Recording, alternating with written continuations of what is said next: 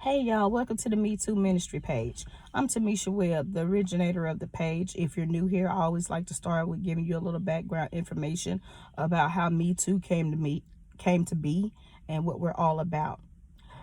Me Too started as a simple question that's posed on a daily basis, not only in whatever religious capacity you may be serving, because we are a faith-based support group, but it's a question that is posed on a daily basis.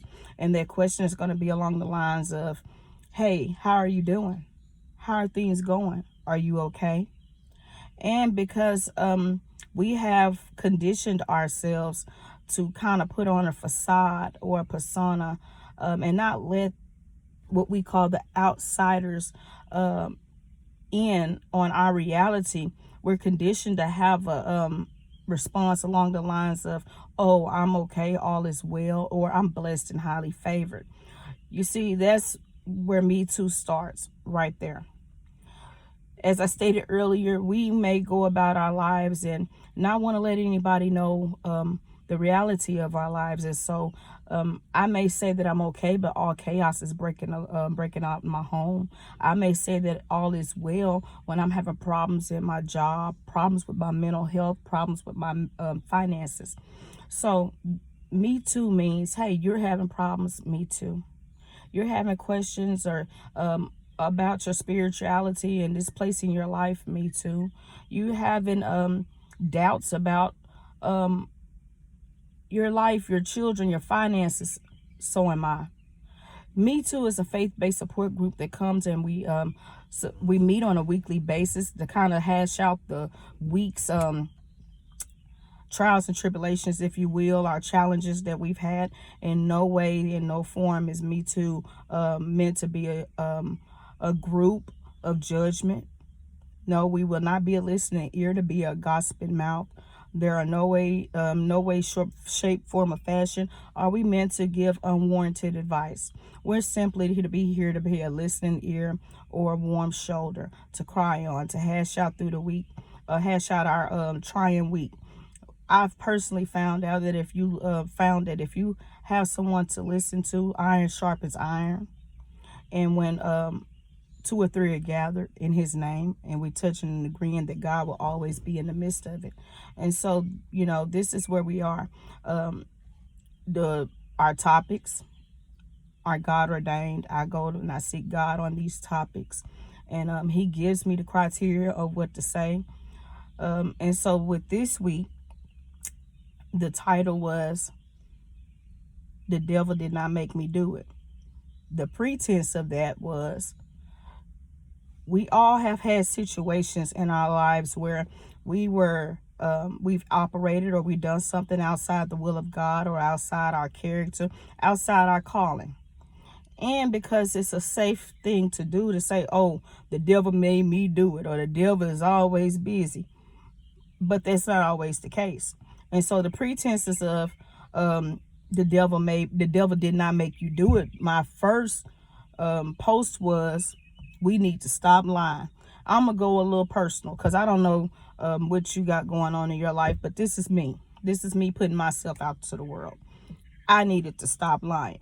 So in order to convey this particular message, I wrote it down because I am in a season of accountability, and accountability partnered with intentionality. I want to make sure that I say everything that needs to be said, and that it's received in the spirit that it needs to be received. So with all that being said, I'm going to be reading from a script that I have.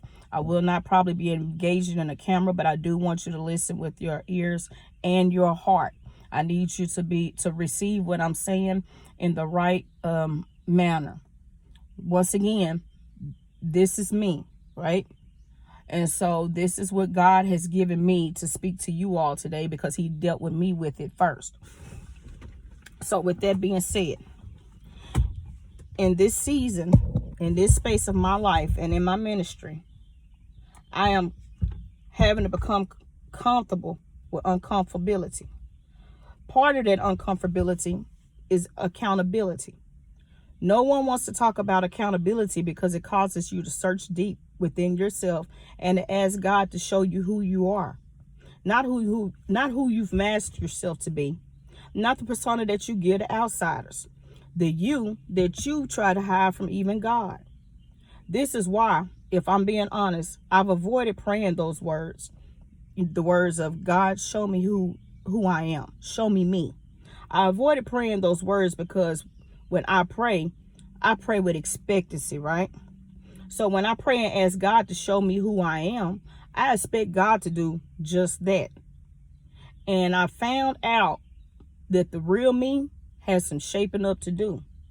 The real me has to be held accountable, and that doesn't always feel good. As a matter of fact, I'm gonna go ahead and say it never feels good. The real me has to become honest with God as well as with myself, which brought me to today's topic. The devil did not make me do it. So stay with me as I bring this statement to a complete thought, okay? We are all aware that the devil is not omnipresent, meaning he can't be everywhere at one time. The Bible states that the devil walks about as a roaring lion, seeking whom he may devour. Now, I'm fully aware that the enemy does have tricks or tactics, and that he is cunning. The Bible also speaks of all of this. This is the main reason why God tells us to put on the whole armor of God, so that we may be able to stand against those very tricks, those very tactics of the enemy.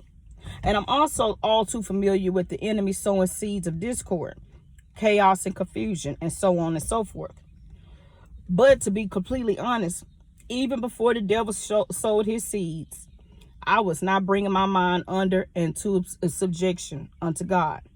I was not putting on the whole armor of God, and I was not studying to show myself approved unto God.